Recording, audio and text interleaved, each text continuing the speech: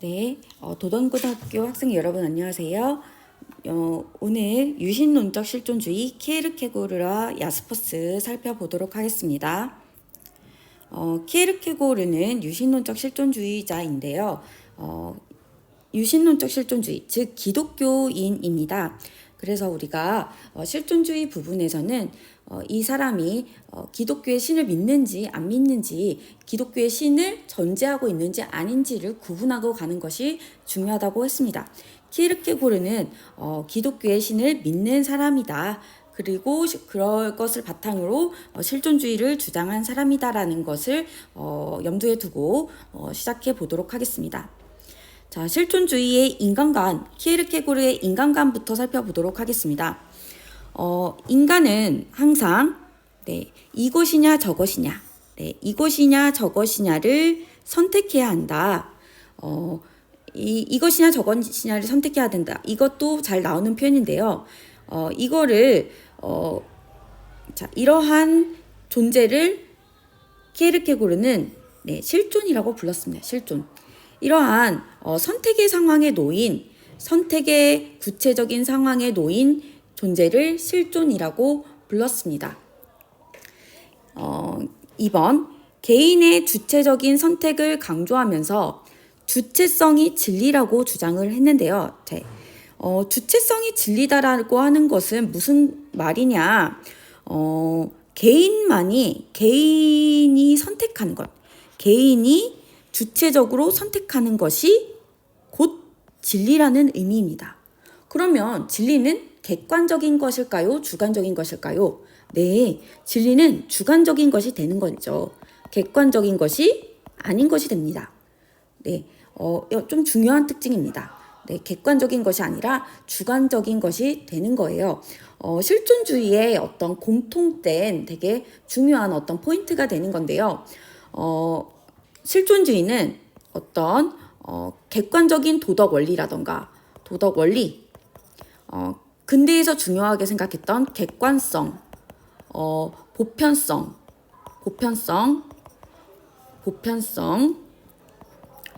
도덕 원리, 이런 것들에 대한 보편성의 개념에 대한 반발에서 나타난 사상이 바로 실존주의입니다.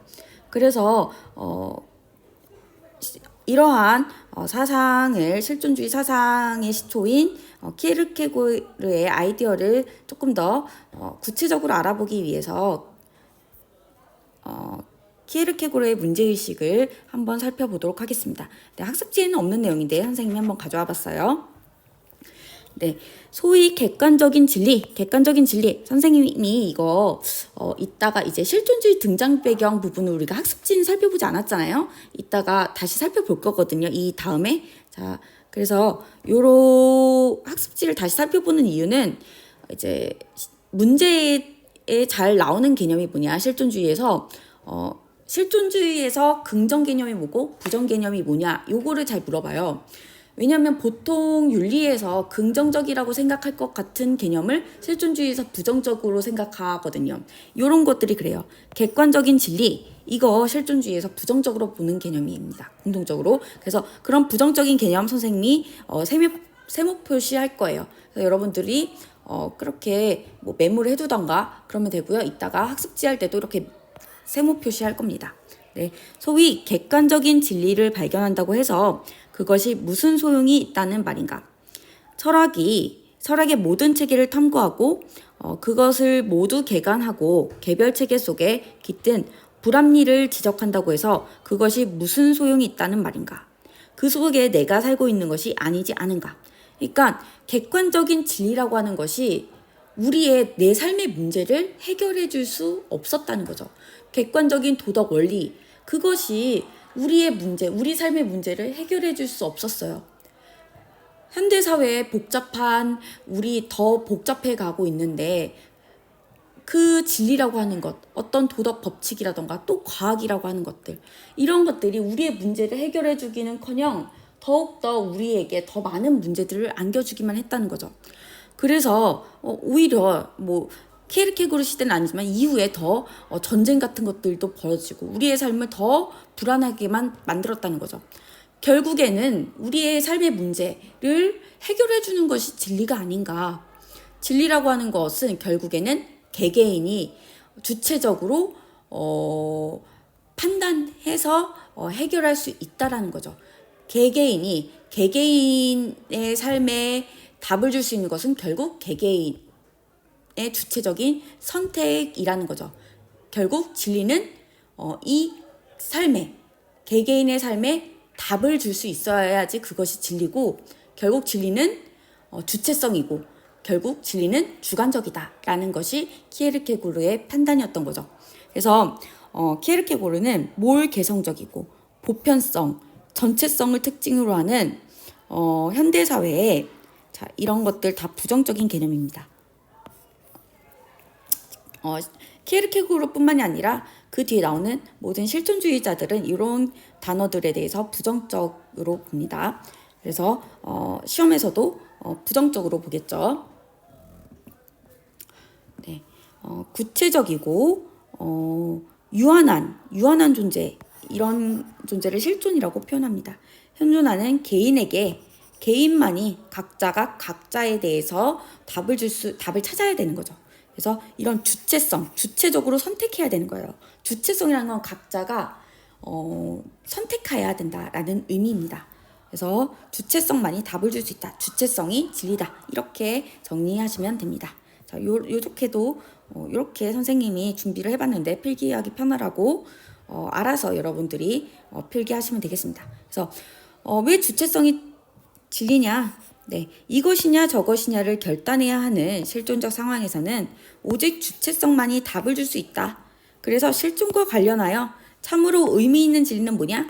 개인을 절망으로부터 구해낼 수 있는 진리이기 때문에 키에르케고르는 진리는 주관적이고 주체성이 진리다라고 주장했다는 거. 그래서 참된 진리라고 하는 것은 주체적인 진리이고 객관적인 지식은 진리가 아니라고 얘기했다는 거. 요거 참 잘 나오는 말입니다. 왜 객관적인 것이 진리라고 얘기할 법 하잖아요. 그래서 잘 묻습니다. 다시 학습지 윗부분 조금 같이 정리해 보도록 하죠. 이 부분에서 이제 긍정 개념, 부정 개념 정리해 보려고 합니다. 실존주의 등장 배경. 실존이라는 단어는 실존주의에서 아무래도 키워드겠죠. 그런데 이제 사상가마다 사실 구체적이고 정확한 단어의 의미는 달라요, 조금씩. 그래서 뉘앙스 차이가 있다. 하지만 기본적으로는 구체적인 시공간을 살아가는 현실적인 인간의 존재 방식을 뜻하는 단어입니다. 네, 이 정도로만 정리하고 보겠습니다. 근데 이성중심 윤리학의 한계를 느끼면서 이제 실존주의가 등장합니다. 자, 보편성, 객관성을 중시하는 근대 이성중심 윤리학의 한계를 느끼며 등장했습니다. 그래서 개별 인간의 특수하고 구체적인 문제를 적절히 해결하지 못했죠. 이런 이성중심 윤리학이. 그리고 2번, 물질만능주의. 이성을 바탕으로 한 산업화로 인해 경제적, 물질적 가치만을 중시하는 풍조가 생겼습니다. 3번, 비인간화 현상. 두 차례의 세계대전으로 인간의 이성에 관한 의심이 싹 텄습니다. 과연 인간이 합리적인 존재인가? 자, 인간은 합리적인 사유의 존재가 아닌 것 같은 거죠. 자, 그래서 이런 거에 대해서 의심이 싹 텄다. 그래서 실존주의의 등장, 실존주의의 의미, 인간의 본질을 이성에서 찾던 기존의 사상과 달리, 그래서 실존주의는 인간의 본질을 이성에서 찾지 않습니다. 자, 인간의 본질을 이성에서 찾지 않습니다. 실존주의는. 자, 개인의 자유와 책임. 네, 그럼 어디서 찾냐? 주체성. 진리는 주관적이다. 주체성에서 찾아요. 각자가 찾아야 되는 거예요. 강조하는 사상이다. 그래서 실존은 본질이 아니다. 그럼 뭐다? 구체적이고 개별적인 상황에서 스스로 결단해야 된다. 주체적으로 결단해야 된다. 각자가 찾아야 된다. 개인이 선택해야 된다. 개인은 객관적이고 보편적인 원리가 아니라, 도덕적인 원리가 아니라 주체적인 결단으로 주체적인 삶을 살아가야 된다. 요약하자면 실존이라던가 그리고 진리라던가 이런 것들은 객관적이냐? 객관적입니까? 네, 아닙니다. 객관적이지 않습니다. 그럼 뭐냐? 네, 주체적으로 결단해야 되는 거죠. 주체적 결단. 자, 핵심 키워드라고 볼 수 있죠. 주체적으로 결단해야 되는 겁니다. 실존이고 진리고. 자, 네, 이어서 키에르케고르 보도록 하겠습니다. 네, 아이고, 제 3번부터 보면 되겠는데요. 인간은 선택의 상황에서 불안을 느낀다. 네, 선택이라고 하는 것은 인간에게 이제 자유가 있다는 거죠.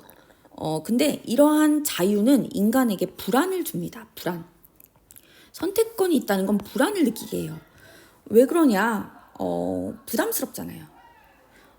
책임이 항상 자유에는 이런 선택에 따른 책임도 뒤따르게 됩니다. 항상 자유에는 책임도 함께 필연적으로 따라올 수밖에 없기 때문에 인간은 그에 대해서 불안을 느낄 수밖에 없는 존재입니다. 그래서 이런 선택의 상황, 자, 이거는 뭐 사실 키에르케고르뿐만이 아니라 다른 실존주의자 다 이렇게 생각합니다. 그래서 이런 선택의 상황을 실존적 상황이라고 해요. 실존적 상황. 그래서 불안을 느끼고요. 그렇기 때문에 인간은 이러한 결정을 피하려고 해요. 주체적인 결정을 회피하려고 해요.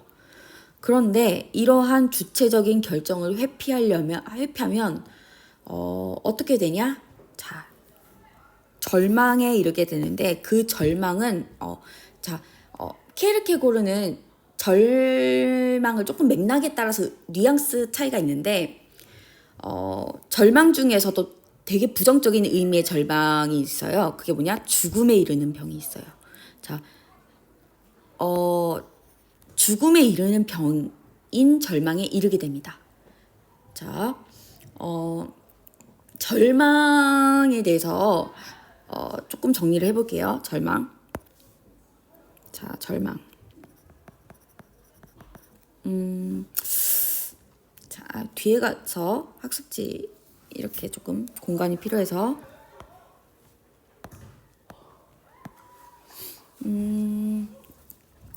절망은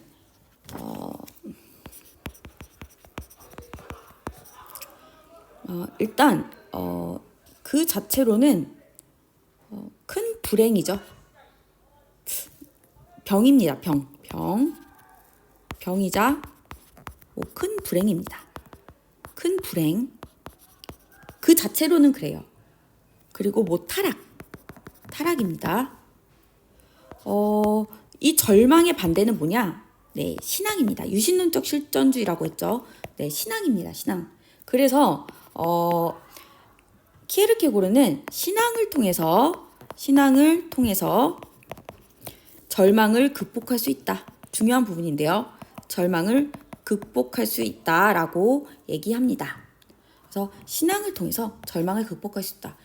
밑에 가면 배울 겁니다. 자, 실존의 3단계가 있는데 그래서 종교적 실존 단계에서 절망을 온전히 극복할 수 있습니다. 절망을 온전히 극복할 수 있다. 그러니까 그 전의 단계에서는 절망을 느낄 수밖에 없다는 거죠. 계속 절망할 수밖에 없고, 그럼 이 절망을 온전히 극복하는 단계가 언제냐? 네, 종교적 단계에서 절망을 온전히 극복할 수 있다. 그러니까 키에르케고르는 이거를 이렇게 표현하는데요. 절망이라고 하는 거는 이건 비유인데요. 절망이라고 하는 거는 칼에 비유할 수 있다. 칼은 절망 그 자체는 사람을 죽일 수는 없다. 이거는 마치 칼이 사상을 죽일 수 없는 것과 같다. 되게 멋있는 표현이죠.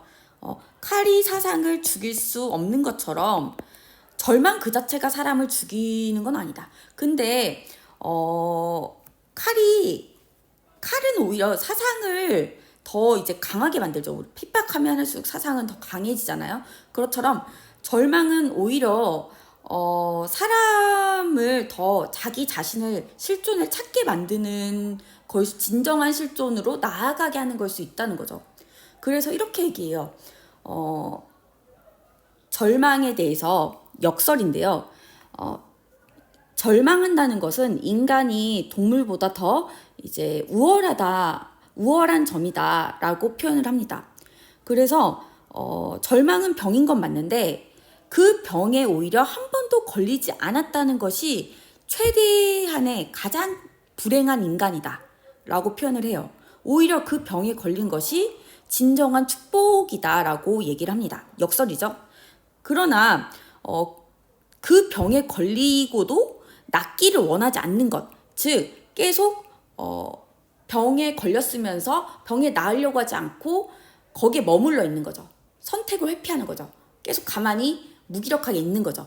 그런 경우에 주체적 결정을 그렇게 회피해버리면 그 병은 가장 위험한 병이 되는 거죠. 그것이 바로 죽음에 이르는 병.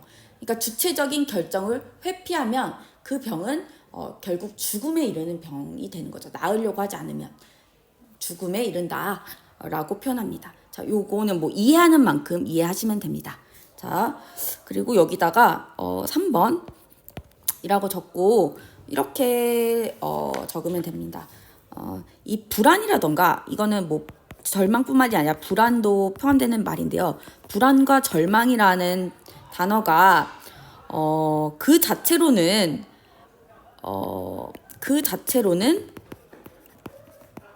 부정 개념이잖아요. 부정적 개념이에요. 부정적 개념. 그런데 이게 이를 매개로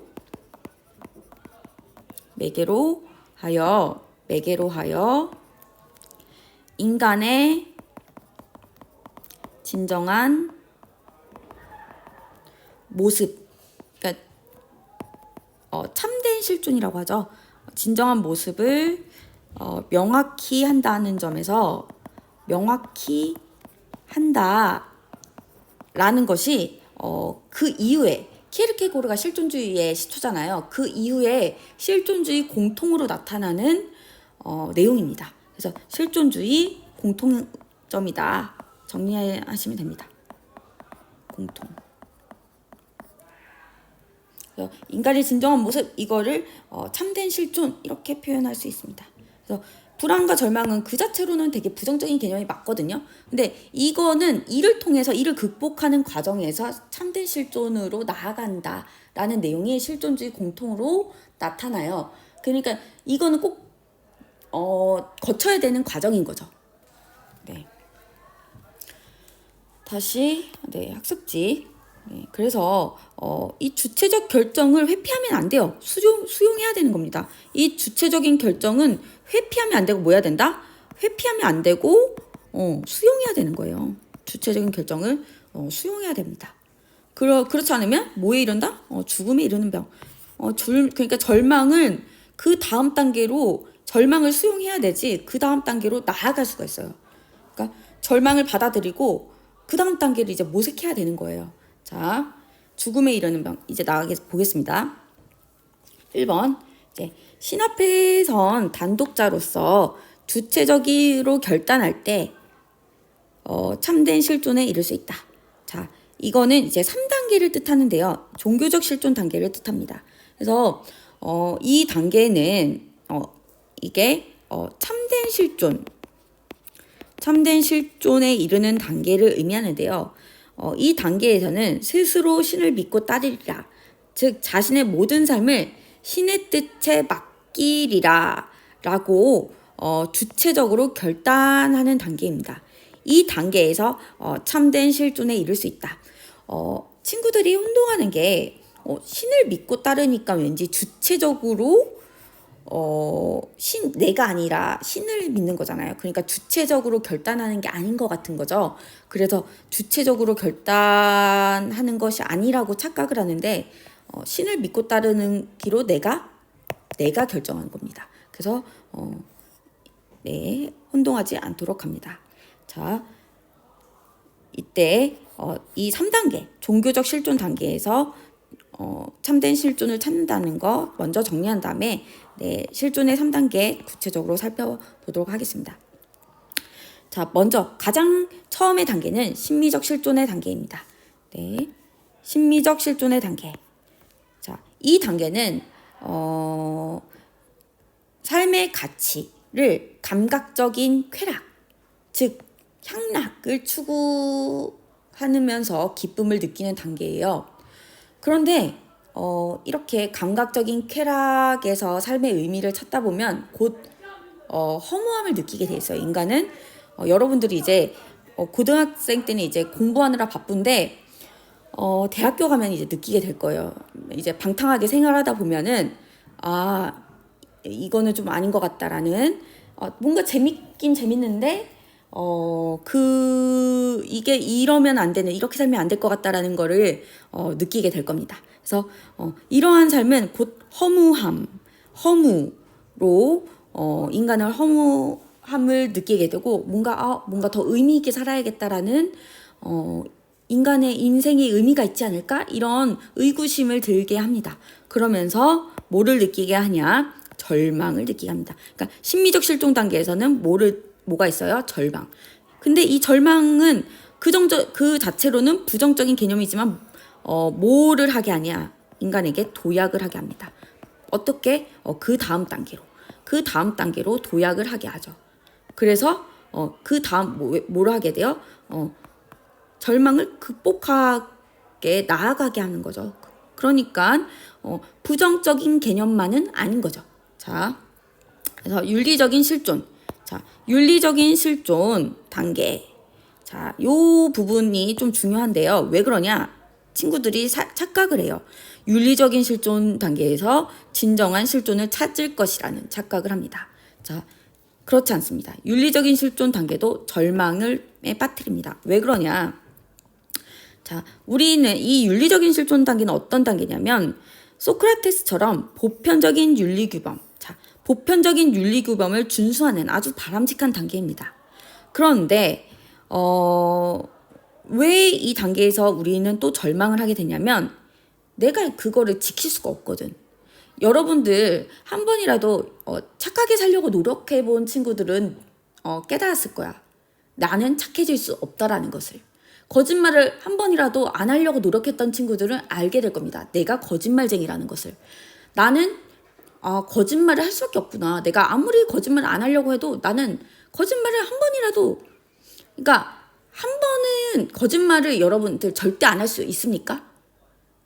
한 번 약속을 한 번이라도 어기게 돼 있습니다. 인간은 나쁜 생각을 안 하려고 노력해도 나쁜 생각을 하루에 한 번 이상은 할 수밖에 없습니다.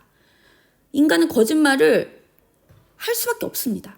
그런 존재라는 거죠.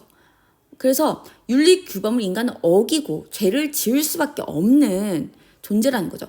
나는 착한데? 그거는 인간 사이에서 비교 기준이 낮아. 그러니까 인간들끼리 다른 눈이 그냥, 그러니까 도토리 키재기, 다른 사람과 비교했을 때 나를 착하게 보는 거지. 그냥 절대적인 기준으로 보면은, 그러니까 거짓말을 하지 말라, 죄를 짓지 말라, 나쁜 음란한 생각을 하지 말라, 이런 절대적인 기준으로 본다면 인간은 죄인입니다. 그래서 다시 인간의 유한성을 자각하면서 절망에 빠지게 되는 거죠. 그런데 이런 절망은 뭐예요? 그 자체로는 부정적인 개념이지만 다시 도약을 하게 되죠. 도약을 하게 되니까 이거를 극복하면 뭐예요? 아주 좋은 거죠. 병을 나으면 면역력이 생기는 것과 같습니다. 그래서 도약을 하게 합니다. 그러면 이에 도약하면 마치 결국에는 종교적 실존으로 도약하게 되고, 이 종교적 실존 단계에서는 결국 참된 실존을 화역하게 돼요. 자, 이 종교적 실존 단계는 뭐냐? 유한한 인간이 주체적으로 신을 믿고 따르기로 결정한 거예요. 그러니까 이 인간은 유한하지만 신은 어때요? 무한해요. 그러니까 유한한 인간이 무한한 존재를 따르기로 함으로써 무한한 존재와 연결될 수 있는 거죠. 결국 유한성을 극복하게 되는 겁니다. 그래서 불안과 절망을 극복할 수 있게 됩니다. 마침내 참된 실존을 회복할 수 있게 된 거죠. 그래서 이 종교적 실존 단계는 키워드라고 저번 배경하면서 설명했는데요. 신 앞에 선 단독자로서 결단하고 행하는 단계입니다. 야스퍼스 보도록 하겠습니다. 야스퍼스의 실존주의. 야스퍼스는 한계 상황이라는 단어만 사실 알면 됩니다. 야스퍼스는 이제 한계 상황이라는 단어만 알면 되는데요. 한계 상황이 뭐냐? 죽음, 고통, 전쟁, 투쟁, 책임감. 이와 같이 인간이 이성이나 과학의 힘으로 결코 해결할 수 없고 피할 수도 변화시킬 수도 없는 상황을 한계 상황이라고 합니다. 이렇게 인간이 경험하는 한계 상황에서는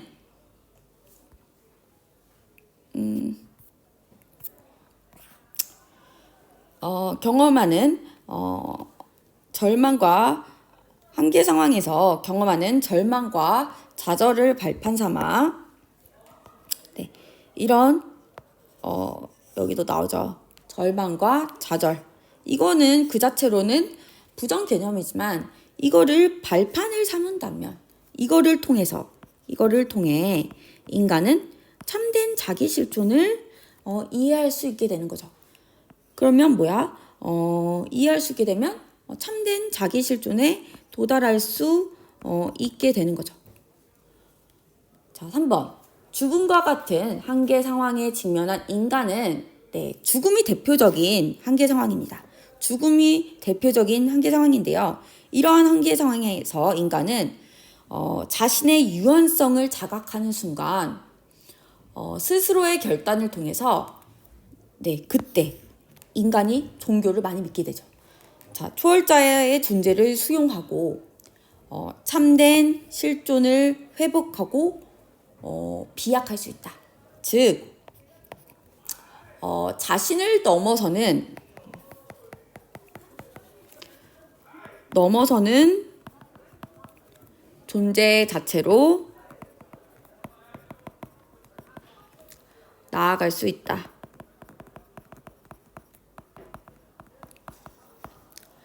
자, 밑에 한번 읽어보겠습니다. 한계 상황을 직시하고 정면에서 받아들일 수 있을 때 참다운 자아의 존재성을 체득한다는 것이다.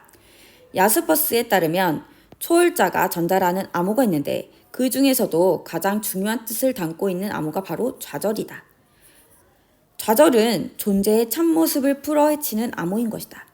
언제라도 마주칠 수 있는 돌이킬 수 없는 궁극적 상황인 좌절의 심연 속에서 비로소 인간은 스스로의 상태를 자각하고 이를 과감하게 이겨 나가는 과단성을 통해 존재의 참뜻을 올바로 깨우칠 수 있다는 것이다. 인간한테 죽음이 없다면, 고통이 없다면, 이런 인간한테 어떤 책임이 없다면 인간은 자신의 유한성을 깨닫지 못하게 될 겁니다. 그러면 신을 찾지 않게 되겠죠. 그러면 자신의 유한성, 자신의 부족함을 깨닫지 못하게 되겠죠.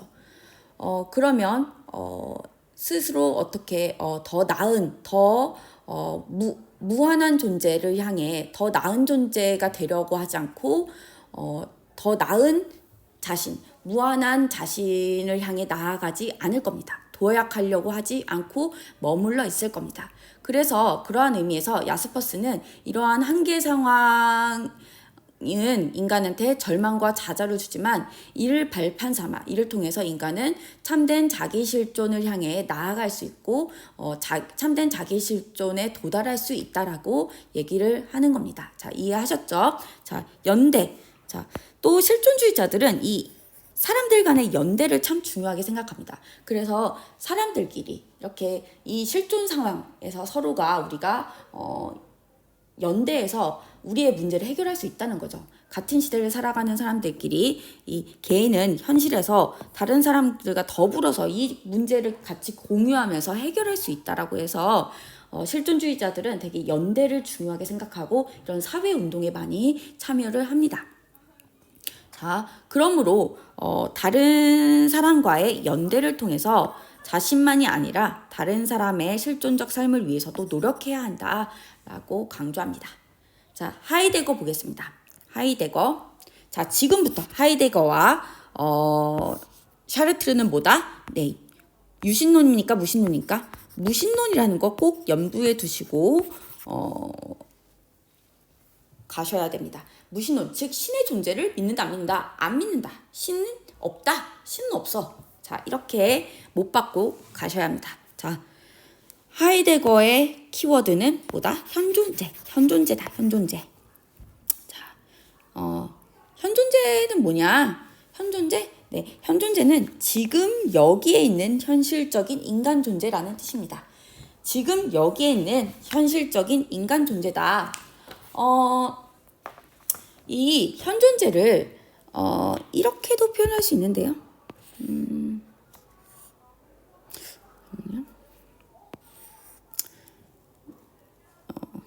세계 내 존재 이렇게도 표현합니다.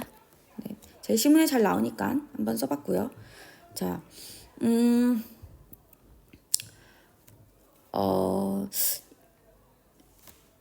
네, 밑에 보겠습니다. 특징. 인간만이 자신의 죽음을 예견하고 존재의 의미를 물을 수 있다. 인간은 죽음에 이르는 존재이다. 인간은 자신의 죽음을 예견할 수 있는 존재죠. 뭐 사실 동물이 죽음을 예견할 수 있는지 없는지 모르겠는데 어쨌든 하이데거는 인간만이 자신의 죽음을 예견할 수 있다고 봤습니다. 그래서 인간만이 자신의 죽음을 예견할 수 있으니까 어떻겠어요? 죽음을 예견하면 그러니까 인간이 뭘 느껴요? 불안을 느끼죠. 인간은 그래서 불안의 존재예요. 선생님도 그래서 그런지 옛날에 선생님 진짜 안전불감증, 불안이 없는 인간, 너무 불안이 심하게 없는 사람이라고 생각했는데요. 근데 조금 나이가 드니까 점점 불안이 예전보다는 더 많아진 걸 느끼거든요. 그래서 하이데거를 생각해 보면 점점 죽음의 시간이 가까워서 그런 게 아닌가라는 생각도 합니다. 그래서 불안이 있기 때문에 인간은 자신의 존재의 의미를 물을 수밖에 없는 거죠. 존재의 의미. 나 왜 태어났을까? 내가 죽는데 나 왜 태어났을까? 이렇게 내 존재의 의미를 물을 수밖에 없고 그렇기 때문에 난 어떻게 살아야 되지? 이렇게 질문을 이어갈 수 있는 거고 그럼 난 어떻게 내 삶을 어떻게 살아야 될까? 내 생을 어떠한 삶을 살면서 바쳐야 될까? 이렇게 묻게 되는 거죠. 그러면서 인간은 죽음에 이르는 존재다. 자, 그러면서 죽음의 의미를 사실 이 부분이 중요합니다. 죽음의 의미를 물을 수 있다. 그래서 죽음의 의미를 물을 수 있기 때문에 거기에서 이제 답을 찾으면서 나는 왜 태어났을까? 나는 나한테 중요한 게 이런 거구나. 나한테는 이것이 소중하구나 라는 걸 깨달으면서 참된 실존을 깨달을 수가 있어요. 그래서 이렇게 되는 거예요. 참된 실존을 깨달을 수 있다. 자, 그래서 이런 논리 구조, 사실 실존주의가 비논리잖아요. 그러니까 이성에 반대했으니까요. 그런데 그래도 여러분들이 이제 조금 그래도 머릿속으로 정리하려면 논리가 필요하니까 선생님이 이렇게 하는 거예요. 자, 인간만이 자신의 죽음을 예견한다. 그러니까 인간은 여기서 불안을 느낀다. 그러니까 불안을 느끼니까 존재의 의미를 물을 수밖에 없어요. 근데 또 한편으론 불안하기 때문에 자꾸 이런 자기의 실존의 의미를 묻는 것을 자꾸 회피하려고 해요, 인간은. 그런데 하이데거에 의하면 그래도 회피하지만 그래도 언젠가는 이거에 대해서 물을 수밖에 없는 것이 인간은 그래도 죽음을 인식할 수밖에 없거든요. 그래서 이 죽음을 인식하는 순간 이제 인간은 참된 실존, 죽음의 의미, 존재의 의미를 물으면서 참된 실존에 이를 수 있는 거죠. 근데 결국에 이 참된 실존에 이르지 못하고 죽음을 맞이하는 사람들도 많이 있죠. 안타깝죠. 자, 선생님도 근데 자신은 없습니다. 내가 참된 실존에 이른 존재인지. 네. 근데 선생님도 많은 이런 실존적인 질문을 하면서 살아온 사람이긴 합니다. 네. 자, 여기 한번 이런 내용들 정리를 해보려고 해요. 하이데거. 여기 하이데거의 중요한 내용이긴 한데 학습지에 정리하진 않았습니다. 직접적으로 제시문에 잘 나오긴 하지만 선지에서 직접적으로 묻는 건 아니라서 넣진 않았는데요. 자, 이렇게 정리해 볼게요. 죽음에 대한 불안의 기능. 불안. 죽음이 있기 때문에 인간이 불안을 느끼잖아요. 근데 이 현존재를 하이데거가 이렇게 두 가지로 나눠요. 본래성과 비본래성. 그래서 본래성, 비본래성. 전교에 계시는 교직원 선생님들께 안내 말씀드립니다. 잠시 후 1시 20분에 교직원 단체 사진 촬영이 있을 예정입니다. 모두 신발을 갈아 신으시고 조회대 쪽으로 모여주시기 바랍니다. 다시 한번 안내드립니다. 1시 20분에 교직원 단체 사진 촬영이 있을 예정입니다. 교직원 선생님들께서는 신발을 갈아 신으시고 조회대 쪽으로 모여주시면 감사하겠습니다. 선생님은 안 찍으려고요. 선생님 오늘 점심시간까지 올려주기로 했는데 너무 바빠가지고 계속 못 찍었거든요. 자, 본래성하고 비본래성. 자, 본래적인 존재가 있고 비본래적인 존재가 있다. 그게 무슨 말이냐면 지금 사진 때문에 선생님 정신이 없어가지고. 자, 본래성과 비본래성. 그러니까 우리가 비본래성은 뭐냐면요, 참된 실존이 아닌 거예요. 그러니까 세상 일에 빠져 있는 상태.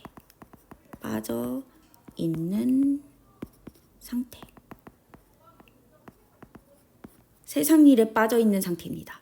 그러니까 괜히 남의 얘기나 하고 막 드라마나 보고 막 다른 사람 얘기하면 편하거든. 왜냐면 내 얘기가 아니면은 내가 아니면 괜찮아. 근데 사람이 그렇잖아요. 내가 아픈 거, 내 일은 되게 중요해. 사람은 좀 이기적이에요. 그래서 내가 조금 아픈 거는 되게, 내 손가락 좀 다친 거는 되게 큰일인데, 다른 사람이 저기 세상 저편에서 죽었다는 건 별로 대단한 일이 아니잖아요. 그렇기 때문에 남의 욕하는 거, 다른 사람 얘기하는 거, 그거 아무렇지 않게 생각하죠, 우리. 그래서 세상 일에 빠져 있죠. 그런데 정작 내 삶에 대한 생각은 우리 많이 하지 않아요. 그렇게 내 진짜 나는 곧 언제 죽을지 모르는데 정말 중요한 내 삶에 정말 소중한 게 무엇인가.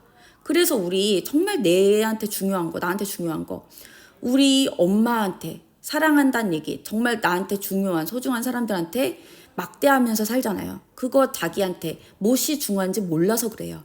그래서 우리는 이렇게 세상 일에 정말 자기한테 중요한 게 뭔지를 회피하면서 살기 때문에 비본래적인 존재로 살아가고 있습니다. 그런데 이 비본래성 일상인이라고 표현을 하는데요. 하이데거가 일상인이 본래적인 존재, 본래성으로 가게 되는 이유가 뭐냐? 불안 때문이에요. 불안. 우리가 평소에는 이제 불안을 회피하면서 살거든요. 회피해요. 근데 이 불안을 회피하기 때문에 인간이 이제 세상 일에 빠져 있으면 살죠. 그런데 결국에는 수용할 수밖에 없어요. 이 죽음, 내가 죽는구나, 이렇게 수용할 수밖에 없어. 언젠가 사람마다 달라요. 언제 수용할지는. 근데 그 유명한 대학 이름, 미국에, 거기서 이제 죽음에 대한 교육 같은 게 되게 하잖아요. 그런 게 왜 그러냐? 죽음을 인식하는 게 되게 중요한 거거든요. 자기 삶에서. 그래서 내가 언제 죽을지 모른다라는 걸 알면 인생을 지금 우리 여러분들 그리고 선생님처럼 살지 않거든요. 내가 당장 내일 죽는다라고 생각해 보세요, 여러분. 오늘처럼 인생을 허비하면서 살지는 않겠죠. 그래서 이 불안을 회피하면 안 됩니다. 회피하지 않고 수용하면 내 인생에서 무엇이 중요한지 알게 됩니다. 그래서 삶을 제대로 살 수 있는 거죠. 그게 뭐예요? 참된 실존을 회복한다는 의미입니다. 자, 그래서 본래적인 존재로 나아갈 것을 요구하는 겁니다. 자, 그걸 뭐라고 하냐? 하이데거는 그거를 죽음으로의 선구라고 합니다. 중요한 개념이죠. 죽음으로의 선구. 무슨 뜻이냐면 죽음을 향해 그대로 뜻을 적어볼게요. 죽음을 향해 자각적으로 미리 달려가 봄. 그러니까 선구, 미리 달려가 본다. 어디로? 죽음으로.